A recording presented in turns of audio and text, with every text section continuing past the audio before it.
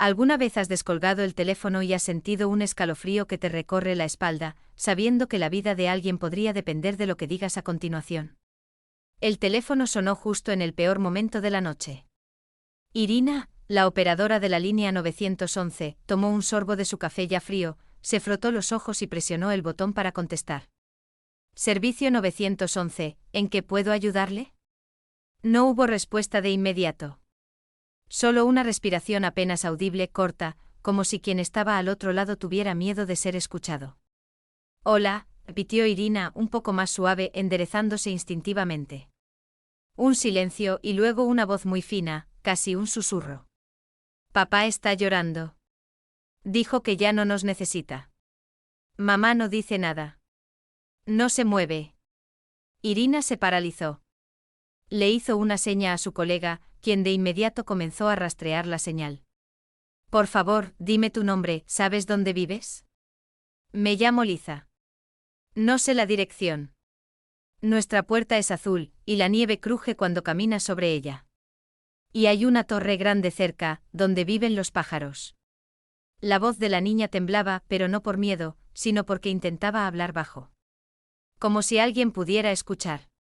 Eres una chica muy lista, Liza, ¿estás sola en la habitación? No, estoy con Tisca. Es el gato. Él tiene miedo como yo. Papá gritó, pero ahora está sentado en el suelo y se balancea.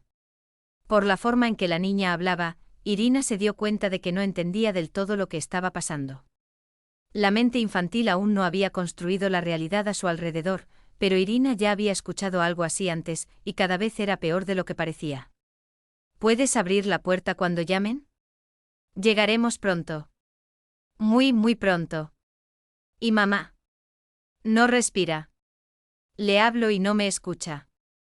Irina sintió una opresión en el pecho. Un pitido en su auricular. Era la voz del segundo operador.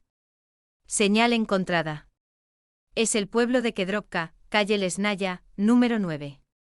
La patrulla ya va en camino. Eres muy valiente, Liza, dijo Irina, tratando de que su voz no se quebrara. Por favor, dime, ¿puedes ver a papá, qué está haciendo ahora? La niña se quedó en silencio por unos segundos. Luego está acariciando el cabello de mamá, y luego se tapa los ojos con las manos. Irina se levantó de la silla, como si eso pudiera acelerar el viaje de la patrulla. La pantalla mostró la grabación de la cámara corporal de un policía, pero por ahora todo era negro mientras el coche se deslizaba por la carretera helada. Dice que lo siente. Tiene algo afilado en la mano. Su mano está llena de sangre. Irina asintió a la operadora, quien de inmediato transmitió por radio. El padre podría estar armado. Presumiblemente con un cuchillo. Preparen a un médico. Liza continuó hablando. Me escondí debajo de la mesa. El gato está conmigo. Papá no puede verme. Solo está con mamá. En ese momento, la cámara mostró un patio nevado, y luego la vieja puerta azul. Los policías se acercaron a la casa sin hacer ruido. Uno ya con el escudo levantado. Liza, ahora los adultos van a tocar a la puerta. No tengas miedo, son buenas personas. Puedes confiar en ellos. Está bien. Solo que no le hagan daño al gato. Un golpe. 2. Más fuerte. La puerta se abrió lentamente. La cámara transmitió la luz tenue del interior. Una lámpara se balanceaba sobre la mesa de la cocina. El suelo estaba cubierto de sangre. En una esquina, un hombre abrazaba a una mujer. Sus ojos estaban vidriosos. No se resistió. Solo susurraba, lo arruiné todo. No quería. Ella dijo que se iría. Y yo no podía. No podía solo. La pequeña Liza en su pijama de conejos estaba en el pasillo, sosteniendo al gato en sus brazos. Miró directamente a la cámara. En sus ojos no había miedo, solo cansancio. Y esa extraña sabiduría de adulto que un niño de 7 años no debería tener. Él es bueno, a veces las cosas simplemente se rompen, dijo en voz baja. Los policías se quedaron en silencio. E incluso el médico, curtido en llamadas nocturnas, se secó una lágrima antes de acercarse al cuerpo. El médico se arrodilló junto a la mujer. Un toque suave en el cuello, en las pupilas, el pulso. Solo movió la cabeza. Uno de los policías se dio la vuelta. El otro se santiguó. El padre de Liza, todavía abrazando el cuerpo sin vida, murmuraba algo ininteligible. Sus labios se movían como los de una persona que no está hablando con los vivos. Irina, todavía en la línea, escuchó a uno de los oficiales susurrar por radio: la mujer está muerta, el esposo detenido. La niña encontrada sin heridas, pero en estado de shock. Los médicos ya están aquí. Ella se quitó los auriculares, los puso lentamente sobre la mesa, y luego se quedó sentada, mirando la pantalla. Allí estaba Liza, todavía con el gato en sus brazos, de pie en medio de un ruido y pasos extraños, como si estuviera encerrada en su propio silencio. En la habitación donde la llevaron temporalmente, Liza se sentó en un viejo sofá de cuero. La manta, descuidadamente arrojada sobre sus hombros, se le resbalaba. No se dio cuenta.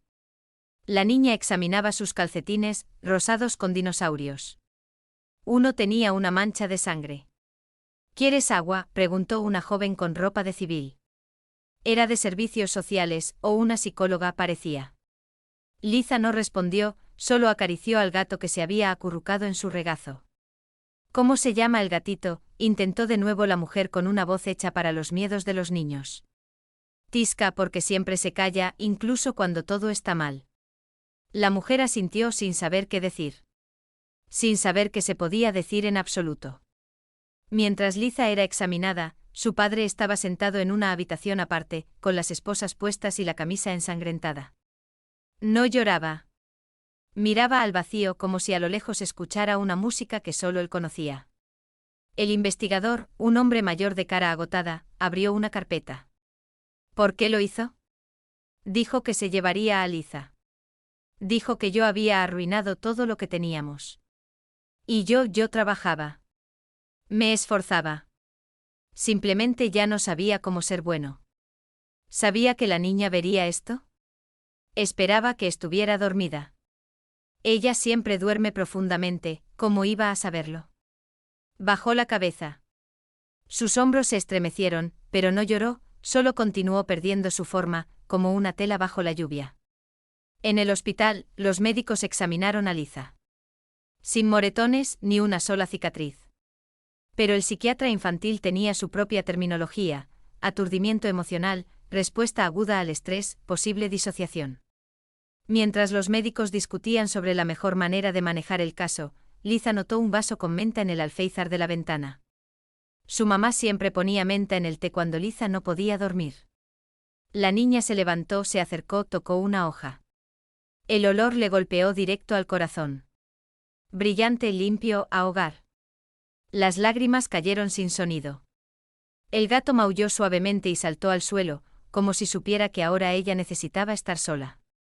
Se sentó junto a la ventana y por primera vez en toda la noche se tapó la cara con las manos. Sus pequeños hombros temblaban. No hablaba, no gritaba, simplemente se desvanecía en su propio dolor. Un par de horas después, un hombre alto con una vieja parca y botas cubiertas de nieve apareció en el pasillo. Sostenía en sus manos un oso de peluche tejido, un poco torcido. «Soy su abuelo», dijo. «El hermano de su madre».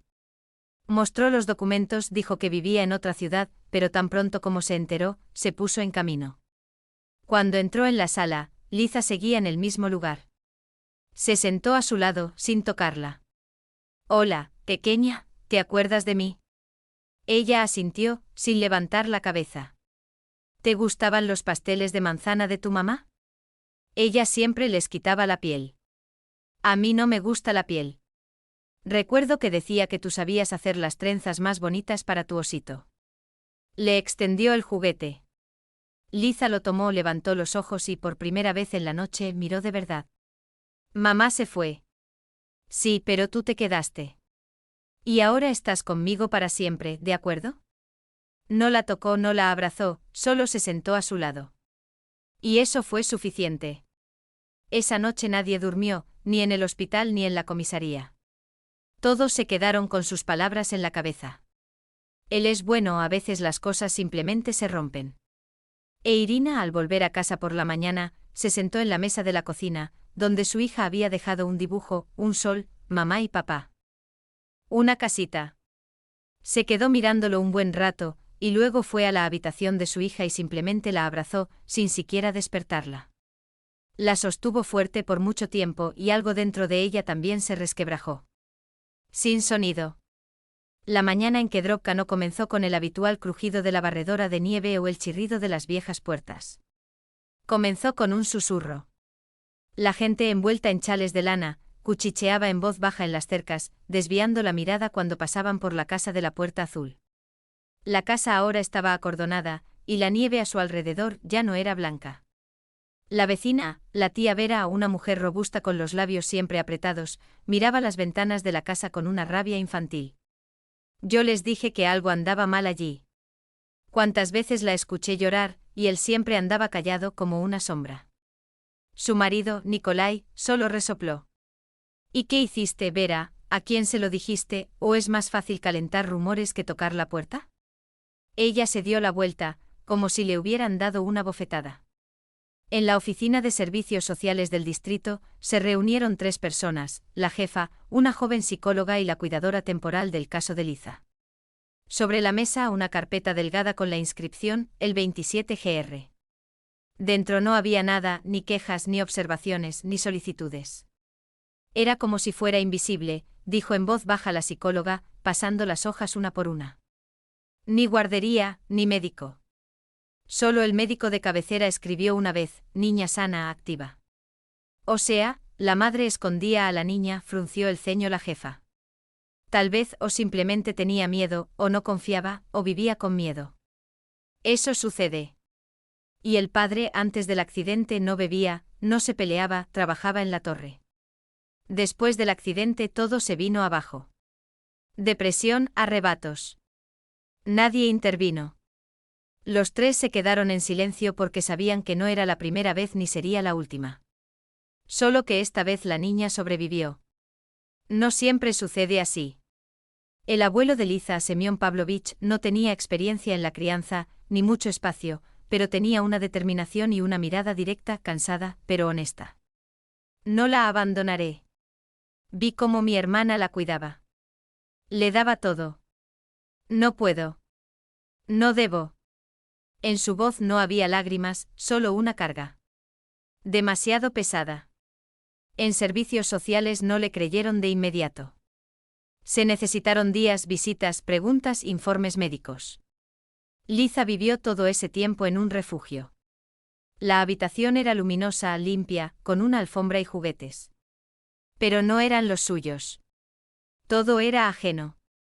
Incluso las almohadas no olían igual. Rara vez la llevaban a la sala común. Se sentaba junto a la ventana, acariciando a Tiska, que yacía a su lado. Se quedaba callada. Solo una vez, la cuidadora la escuchó decir en voz baja, si me duermo, mamá vendrá. 2 semanas después, Semyon Pavlovich obtuvo la custodia temporal. Llegó al refugio con la misma parca, con la misma voz ronca y el mismo osito de peluche en el bolsillo. Vamos, pequeña. Tenemos la estufa encendida y hay manzanas secas como a ti te gustan. Ella lo miró por un largo rato y luego se levantó, se acercó y se acurrucó contra su abrigo. Él no la abrazó de inmediato, solo después de un par de segundos, cuando sintió que sus manos lo rodeaban por la cintura. Soñé con mamá, susurró Liza. Decía, no tengas miedo. Y luego desapareció, pero yo no tuve miedo en absoluto. Él cerró los ojos lentamente. Eres fuerte, Liza.